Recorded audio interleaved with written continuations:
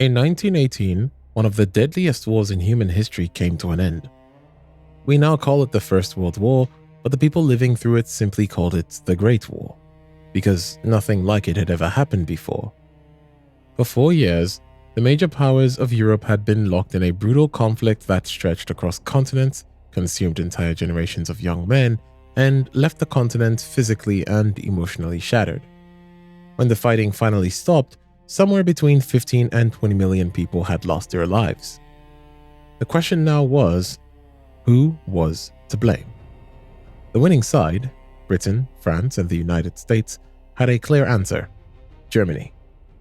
The victorious Allied powers sat down at the Palace of the Versailles just outside Paris and drafted a treaty that would officially end the war and decide what happened next. Buried inside that treaty was a single clause that would quietly change the course of history. Article 231, known as the War Guilt Clause, stated in plain terms that Germany was solely and entirely responsible for causing the war. Not partially responsible, not one of the several countries at fault, entirely responsible. On the back of that declaration, the Allies demanded Germany pay for the damage, a bill that came to 132 billion gold marks, a figure so astronomically large that Germany would not finish paying it off until the year 2010. The reality, as most historians now agree, was far more complicated. The First World War had not been started by any single country. It had erupted from a chain reaction. The assassination of Austro-Hungarian Archduke in Sarajevo, a tangle of secret alliances, imperial rivalries between the great powers, and a series of miscalculations that spiraled out of control faster than anyone anticipated. Multiple countries shared responsibility, but the Treaty of Versailles did not care about complexity. It needed a guilty party, and Germany was the one that lost. For the German people, this felt like a profound injustice. They had surrendered expecting a fair and negotiated peace. Instead, they received humiliation. Huge portions of German territory were handed to neighboring countries. The German military was stripped down to almost nothing. 100,000 soldiers, no air force, a gutted navy. Entire regions were placed under foreign administration, and hanging over all of it was the official declaration, signed and sealed, that this was all Germany's fault. That is where Adolf Hitler enters the story. Hitler was born in Austria in 1889, a small country bordering Germany. As a young man, he moved to Vienna with dreams of becoming a famous artist, but he was rejected from art school twice and spent several years drifting through the city in near poverty, sleeping in shelters, and selling small paintings to survive. He was bitter, socially isolated, and had already begun absorbing the anti-Semitic and nationalist ideals that were circulating widely in Europe at the time. When the First World War broke out, he volunteered enthusiastically, seeing it as a chance or purpose and belonging. He served as a messenger on the front lines, was wounded, and was deeply devoted to the German cause. When Germany surrendered in 1918, Hitler was in a military hospital recovering from a gas attack. He later described the moment he heard the news as the worst of his life. He was convinced that Germany had not been truly defeated on the battlefield, that it had been betrayed from within by Jews, communists, and weak politicians who had stabbed the country in the back. This was a myth. Germany had genuinely lost the war, but it was a myth that resonated powerfully with millions of Germans who could not accept the scale of their defeat, especially when the Treaty of Versailles placed all the blame squarely on their shoulders. Back in civilian life, the German economy was buckling under the weight of reparation payments. In the early 1920s, inflation had become so severe that German currency became nearly worthless. A loaf of bread that cost a few marks before the war eventually cost billions. People pushed wheelbarrows full of banknotes just to buy groceries. Then, just as things were beginning to stabilize, the Great Depression hit in 1929, sending unemployment soaring and plunging millions of ordinary German families back into poverty. People were desperate, angry, and hungry for someone to explain why their lives had fallen apart so completely. Hitler moved to Munich, and threw himself into politics. He joined a tiny fringe group called the German Workers' Party and quickly took it over, renaming it the National Socialist German Workers' Party, shortened to the Nazis. He discovered he had an extraordinary gift for public speaking. In a time before television, political life happened at rallies and in meeting halls, and Hitler could hold a crowd spellbound. He spoke with furious energy about Germany's humiliation, about the injustice of Versailles, about the enemies he claimed were holding Germany back. He offered simple explanations for complicated problems and promised a glorious future if people would only follow him. To desperate people who watched their country be blamed, stripped, and impoverished, this message was dangerously appealing. In 1923, Hitler attempted to seize power in Munich in what became known as the Beer Hall Putsch, a failed coup attempt that ended with him being arrested and sentenced to prison. But even prison worked in his favor. He used his time behind bars to write a book called Mein Kampf, meaning My Struggle, which laid out his entire worldview. He believed the German people were a superior group who had been cheated out of their rightful greatness. He believed Jews were an enemy responsible for Germany's misfortunes, and he believed Germany needed to expand eastward, conquering new territory to give Germans what he called Lebensraum, living space. These were not vague ideas. They were a detailed plan, published and available for anyone to read. He was released after less than a year and returned to rebuilding the Nazi Party. For most of the 1920s, the Nazis remained a fringe movement. The Great Depression arrived and changed everything. As unemployment skyrocketed and families struggled to survive, voters turned away from the established parties that had failed them. The Nazis, with their passionate rallies and their simple story about who was to blame for Germany's suffering, began winning more and more support. In January 1933, the German president reluctantly appointed Hitler as Chancellor, the head of government. Those who expected Hitler to calm down once in power badly misjudged him. Within weeks, he began dismantling German democracy. A fire burned down the parliament building, and Hitler used it as a pretext to suspend civil liberties and arrest political opponents. New laws gave him the power to rule by decree. Opposition parties were banned. The press came under government control. When the president died in 1934, Hitler merged the two top offices of state, declared himself Führer, meaning leader, and required the entire military to swear a personal oath of loyalty to him.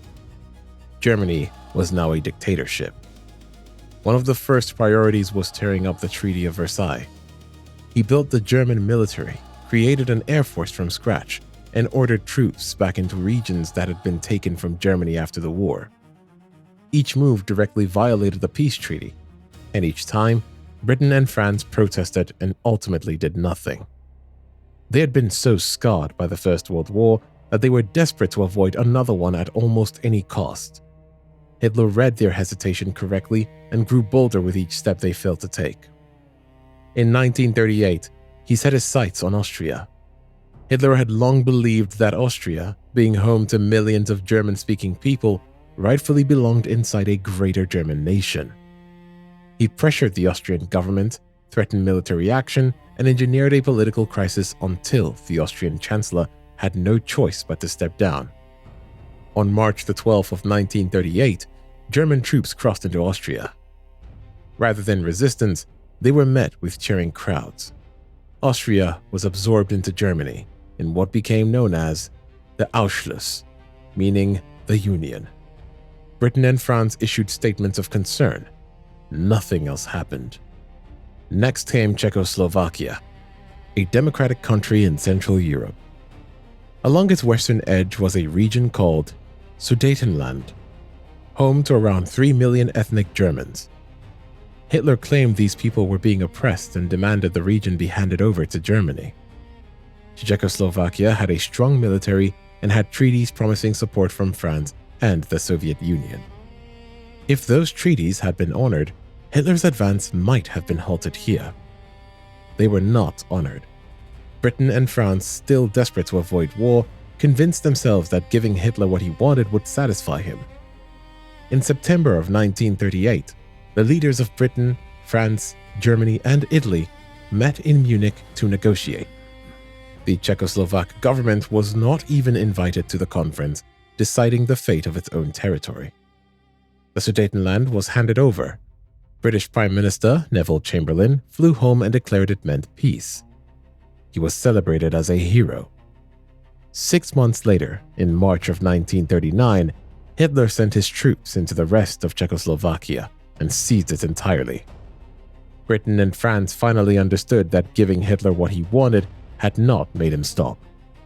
It had simply encouraged him. They issued formal guarantees to Poland, the obvious next target, warning that an invasion there would mean war. Hitler did not believe them, and even if he did, he already made arrangements.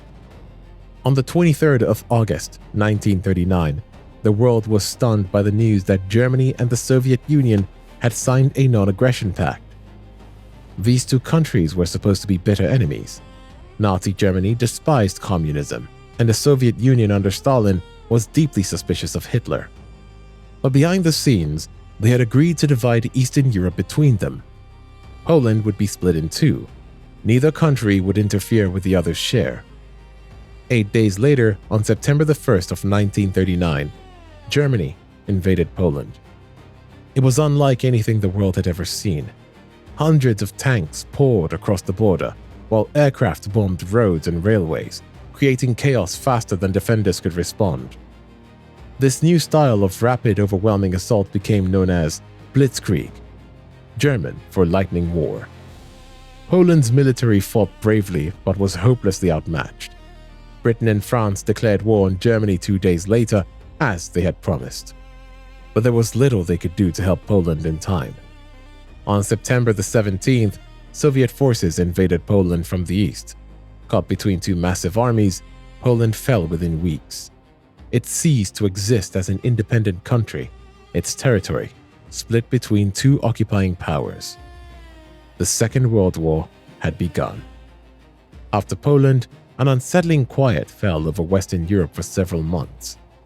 People called it the Phony War. Declarations had been made, but there was no fighting in the West. That changed in April of 1940, when Germany swept through Denmark and Norway in days.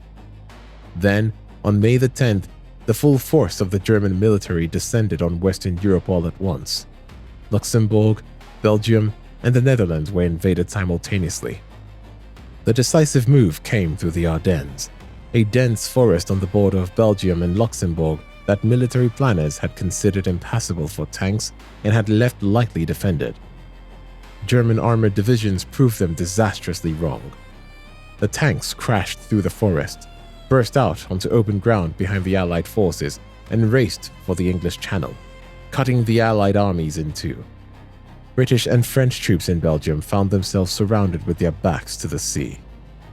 In a desperate evacuation from the beaches of Dunkirk in late May and early June of 1940, over 330,000 British and French soldiers were rescued by a fleet of naval ships and ordinary civilian vessels, fishing boats, ferries, and pleasure crafts whose owners sailed voluntarily into a war zone to bring soldiers home. It was a remarkable operation, though the troops left behind nearly all their weapons and equipment. France signed a surrender agreement with Germany on June the 22nd of 1940. Hitler arranged the signing in the same railway carriage, in the same forest clearing where Germany had surrendered to France in 1918. The symbolism was deliberate. He had reversed the humiliation. Northern France came under direct German military occupation. A French government in the south collaborated with the Nazis. In less than 6 weeks, France, one of the greatest military powers of Europe, had fallen. By the summer of 1940, Hitler controlled more of Europe than any single leader since Napoleon. Norway, Denmark, the Netherlands, Belgium, Luxembourg, France, Poland, Czechoslovakia, and Austria were all under German domination. Across the continent, occupation brought curfews, censorship, forced labor, and the systematic prosecution of Jewish communities and others the regime had targeted. A vast network of camps and massive bureaucratic systems was being constructed that would ultimately be used to carry out the Holocaust. The systematic persecution and death of 6 million Jewish people and hundreds of thousands of others, one of the darkest chapters in recorded history. Through the summer and autumn of 1940, the German Air Force launched a sustained bombing campaign against British cities, trying to force a surrender or clear the way for an invasion. The Royal Air Force fought back, and the aerial battle for control of British skies, known as the Battle of Britain, became one of the defining contests of the war. Germany never achieved the air superiority it needed, and the planned invasion was quietly shelved. Then, on June the 22nd of 1941, Hitler launched his most ambitious and ultimately fatal move. He invaded the Soviet Union with the largest land army in history. It was a decision that would eventually bring about his downfall. But in the summer of 1941, as German forces drove deep into Soviet territory in a matter of weeks, that ending still felt very far away. What had started with a peace treaty in 1919, one that humiliated a nation, demanded the impossible, and pointed the finger of blame at an entire people, had now become the most destructive conflict the world had ever seen. The warning buried inside that history is not simply about one dangerous man. It is about what happens when ordinary people are made desperate enough, humiliated enough, and angry enough to stop asking whether the simple answers they are being given are actually true.